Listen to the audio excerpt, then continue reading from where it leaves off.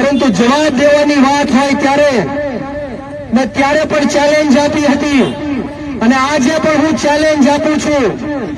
કે જો કુંવરજીભાઈ બાવળિયા સાહેબ આ વિસ્તારના ધારાસભ્યના વિસ્તારના કેબિનેટ મંત્રી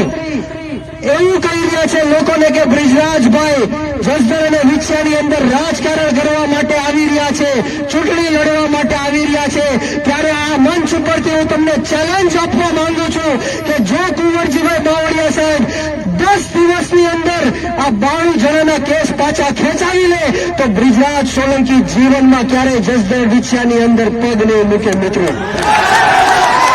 તમે લોકોને ગુમરાહ કરી રહ્યા છો કે હું રાજકારણ કરવા માટે આવું છું,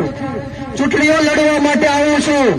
આ મીડિયાના માધ્યમથી તમને ચેલેન્જ આપું છું કે 10 દિવસની અંદર જો કુંવરજીભાઈ બાવળિયા સાહેબ આ જસદણ વિછિયાના 18 વર્ષના લોકોના,